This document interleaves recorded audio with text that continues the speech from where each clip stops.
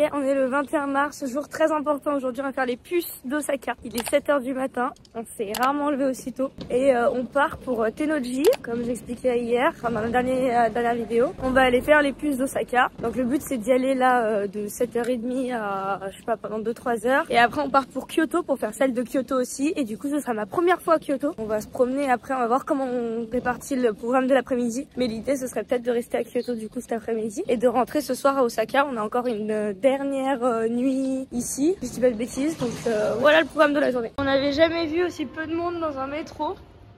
Alors que pourtant c'est toujours blindé, là ça va.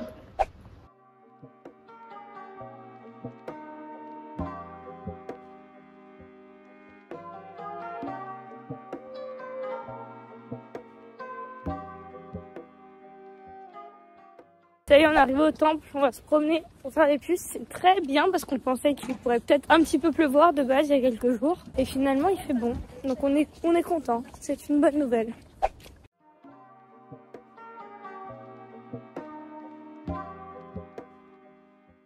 On part du marché d'Osaka, on part pour Kyoto et on a acheté quelques petits trucs, c'était très chouette. Et c'était cool, ça nous fait parler un peu avec des gens qui vivent ici et tout. Je comprends pas du tout, mais déjà j'arrive à poser 2-3 questions. Et puis c'est chouette, ça fait un petit contact. Donc là on va prendre le train.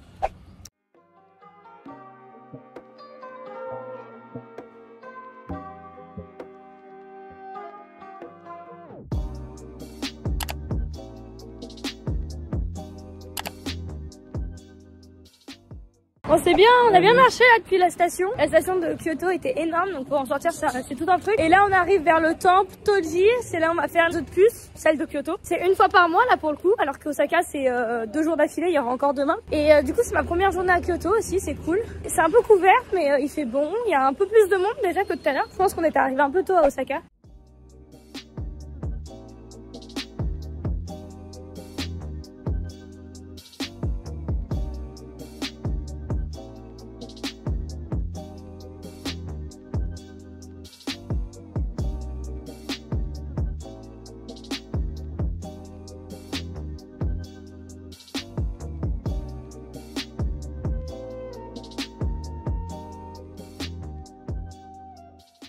Pleut mais c'est joli sous la pluie, donc on est content, c'est même mieux qu'avant limite. Non c'est cool, donc là on va peut-être aller se faire le petit musée de Kyoto parce qu'en fait il est super tôt, il est que 13 h. On a déjà fait plein de choses et j'ai acheté quelques petits trucs, moi je suis trop contente, j'ai acheté toutes les choses que je voulais acheter donc c'est trop bien.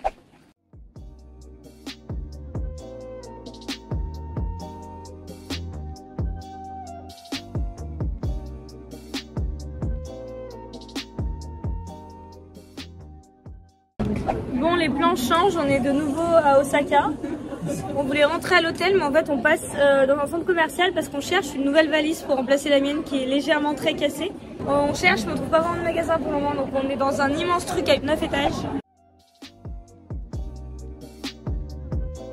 Il est 17h30, on est rentré, c'est le bazar, on va faire nos valises parce que ce soir c'est notre dernière nuit ici. Aujourd'hui c'était un peu court parce que du coup la journée, on a adapté le programme au fur et à mesure de la journée, notamment parce qu'il a plu. On n'était pas sûr qu'il pleuve mais du coup on a dû un peu changer les plans. Donc là on est rentré à Osaka, on va se poser, on va faire déjà les valises pour pouvoir partir demain matin faire le check-out. Le but ce sera demain de faire une journée la plus complète possible à Kyoto parce qu'on a encore beaucoup de choses à faire à Kyoto. Finalement à Osaka on a déjà vu beaucoup de choses. Parmi les trucs recommandés, les trucs un peu incontournables, on les a quand même rapidement fait en 2-3 jours. Du coup on a décidé de s'adapter un peu aux prévisions météo parce qu'ils annoncent des moins beaux jours à partir de après-demain pendant 2-3 jours. Et vu que nous on est censé être à Kyoto à partir de après-demain pour 2-3 jours, bah sinon ça allait pas. Donc on va commencer dès demain si on peut le programme des choses à faire en extérieur à Kyoto pour garder les choses à faire en intérieur pour les jours d'après. Et après on quittera Kyoto pour faire les Alpes. Donc du coup voilà, c'est comme ça qu'on s'est un peu organisé. Et vous verrez dans la vidéo, du coup je vais tout combiner avec la vidéo de demain parce qu'aujourd'hui il n'y avait pas grand chose. Je vous ai pas montré énormément de choses parce qu'on a plutôt flâné et tout. En tout cas on a fait quelques achats, c'était cool. Et du coup demain vous verrez dans la journée qu'on va essayer de faire une journée assez complète à Kyoto. Le programme il est un petit peu chargé mais on va essayer de faire les plus gros spots qui se font en extérieur et profiter du beau temps qui est prévu. Donc voilà, c'est tout pour aujourd'hui. Je vous retrouve. Nouvelle journée, on est à Kyoto. Je vous ai épargné ce matin le transit Osaka Kyoto parce qu'on a toujours une valise cassée. Hier on n'a pas réussi à en trouver une nouvelle. Donc du coup on est arrivé, il est 10h, on s'est levé vers 7h30. On a posé les affaires à l'hôtel qui va nous les garder jusqu'à ce soir. Et aujourd'hui on a un gros programme parce qu'il fait beau, c'est le dernier jour de très beau, donc profitez du soleil. Là il y a les arrêts qui indiquent où se trouve le bus. Il était là, il passe là et il suit les flèches. Là le nôtre il est en Mamonaku Kimas, donc il va bientôt arriver.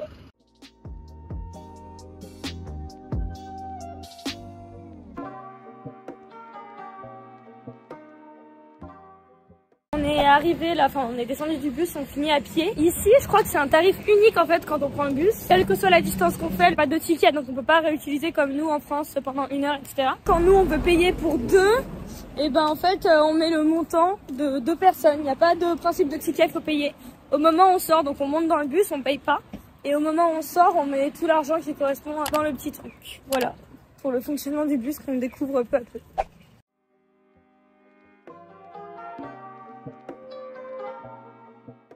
Après 2 semaines au Japon, ma première canette au distributeur, il y a des distributeurs de partout au Japon, mais genre tous les 10-20 mètres, il y a un distributeur. Mais au milieu de nulle part, même sur des routes, il y a des distributeurs de boissons de partout. Et là, j'ai pris un truc, c'est très bon. Pas bon pour la santé, mais c'est très bon au goût. Donc là, on arrive au temple d'or Kinkakuji. C'est parti.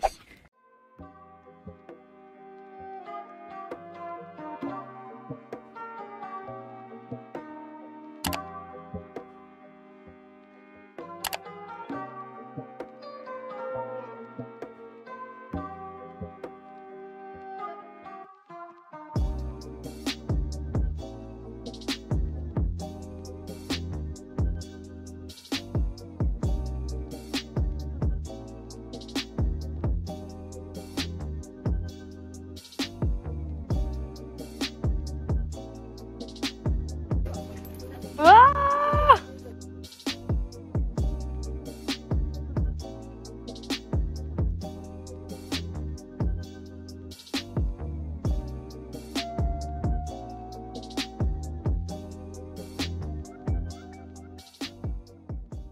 De finir le temple doré, c'était très joli parce que on n'en avait pas vu encore de comme ça, c'est assez original. C'est à faire, c'est parmi les trucs très connus de Kyoto. Par contre, c'est vrai que pour avoir fait nous le tour qu'on a fait, c'est-à-dire d'abord partir pour faire des trucs un peu moins touristiques quand même, mais moins, puis après aller vraiment dans le Japon qui était le moins touristique. Là, ça fait bizarre d'arriver dans un lieu avec autant d'étrangers, il y a quasiment pas de japonais alors que ça faisait longtemps qu'on n'avait pas croisé autant d'occidentaux. Et pour le coup, il y a tellement de monde que ça change toute l'ambiance et ça change malheureusement quand même l'appréciation du lieu parce qu'on est beaucoup plus loin du zen et tout qu'on a pu avoir dans d'autres lieux. Il y a beaucoup de bruit, les gens parlent beaucoup par rapport aux lieux qu'on avait déjà fait mais avec que des japonais. Globalement quand même les occidentaux font un peu plus de bruit, c'est plus compliqué, c'est un peu plus quand même touristique en mode petit shop de souvenirs et tout, plus que des vrais trucs qu'on a pu voir ailleurs avec des gens qui faisaient plus à la main, des calligraphies et tout, mais bon. C'était quand même à voir. Là, on part faire celui d'argent. Non, là, on va faire un temple zen. Là, on part faire un autre temple qui est dans la région au nord de Kyoto. En théorie, plus calme. Qui devrait être plus calme, on espère, on va voir. De toute façon, après, on accepte le truc aussi, hein, ça fait partie du truc, mais ça fait partie du jeu. On savait que voilà, il y avait des lieux et des villes qui sont plus, puis surtout Kyoto, je pense, c'est Tokyo, c'est celle où il y a quand même le plus de gens, parce que ceux qui viennent pour 1 ou 2 semaines au Japon, c'est les lieux qui sont les plus accessibles, etc. Mais c'est vrai que ça se voit direct. Du coup, le temple vers lequel on se dirige s'appelle Ryoanji. Donc c'est parti, toujours sous le soleil, on se promène, on fait la liaison entre les 2 temples à pied. C'est faisable en 15 minutes à peu près. Arrive et regardez, nos premiers vrais gros sakura de partout, ça va être trop beau.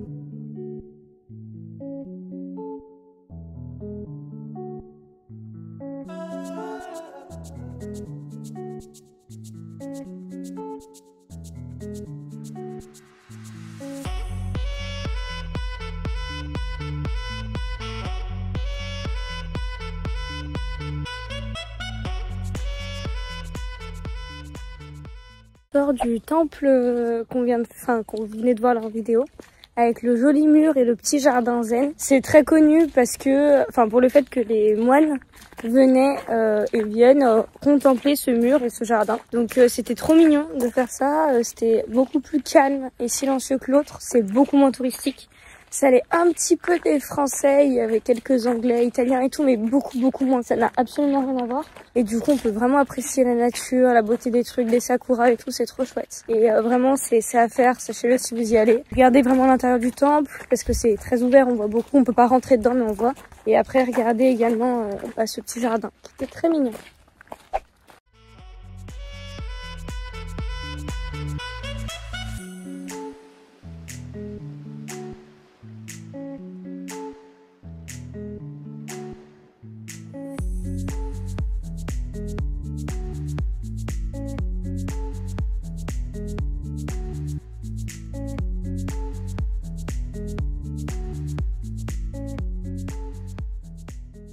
Mais c'est énorme. Je sais pas si quelqu'un s'y connaît en poule d'eau, en pêchage de canard, en quelque chose, mais ils nous font trop rire. Ils vivent leur meilleure vie. Ah mais là, vous pensez que c'est la tête, mais non, c'est vraiment leur cul qu'on voit en haut. On rejoint le château Argent en taxi. Première expérience, on va voir ce qu'on en pense, mais ça a l'air chouette. Très confortable. Le temple, pardon, on rejoint le temple en argent. Le temple d'argent.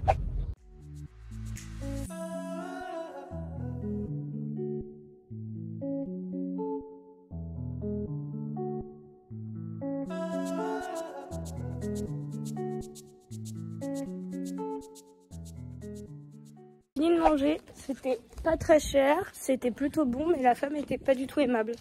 Donc voilà, comme ça on le dit. Non, je pense qu'il y a mieux en vrai, il y a mieux autour. Là on arrive au Ginkakuji, donc au temple d'argent. On est venu en taxi, c'est bien passé, c'est pas très cher le taxi au Japon. Aujourd'hui c'est la vidéo sur les transports en commun. Enfin pas en commun du coup, mais les transports. Le taxi n'est pas très cher et c'était très efficace. On a longé le côté nord de la ville.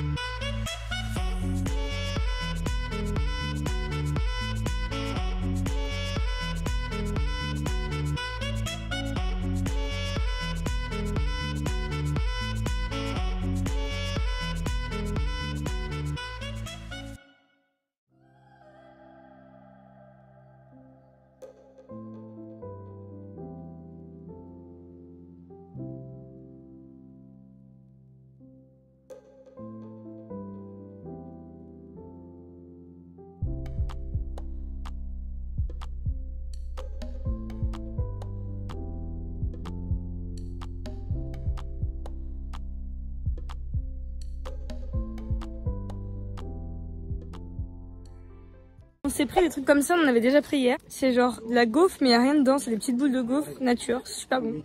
Et là, c'est parti pour la balade des philosophes, la promenade des philosophes. Ça longe le canal jusqu'en bas, c'est très connu, c'est réputé ici à Kyoto, c'est un truc à faire. On sait pas si on va tout faire, mais en tout cas, voilà, ça part du coup du temple d'argent qu'on vient de finir, qui était là-bas.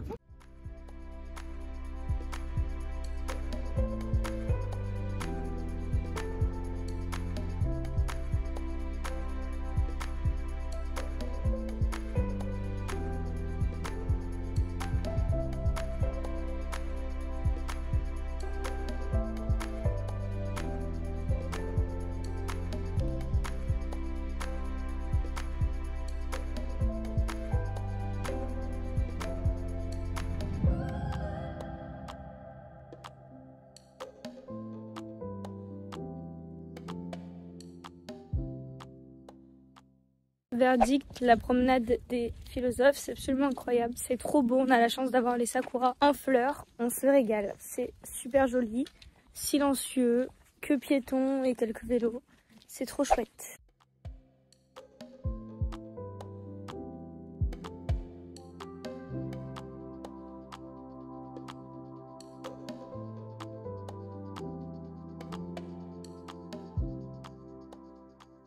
On vient de s'arrêter à Gion parce qu'on fait un changement de bus et il s'avère qu'en fait on est au quartier qui est réputé pour les quartiers de Geisha. Donc on va un petit peu visiter, on va se promener puis après on va essayer de faire le coucher de soleil parce que c'est dans un peu moins de 2 heures. faire le coucher de soleil à... Comment ça s'appelle? Kiyomitsu Dera. Kiyomitsu Dera. Voilà, ça c'est le plan. C'est hyper drôle le bus parce que, autre particularité, le mec parle pour annoncer dès qu'il va démarrer ou dès qu'il va s'arrêter pour que les gens puissent se tenir et tout, c'est trop mignon. Donc il a un micro. Comme ça, c'est lui notre chauffeur.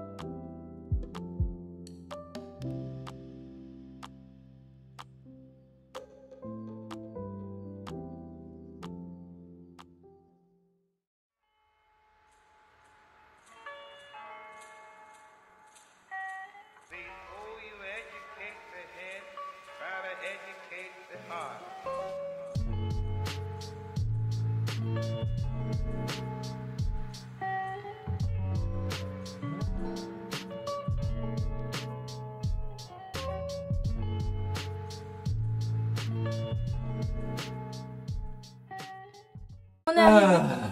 Tu fais exprès, je sais. On est arrivé à l'hôtel, on a fait le check-in.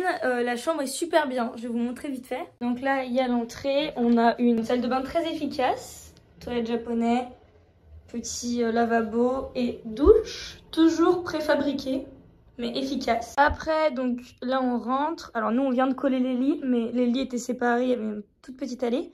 Et du coup, la chambre est assez grande, assez spacieuse. Là, il y a une mini petite table. De quoi poser les vêtements, voilà. Et du coup, nous, on a aligné tous nos bagages ici.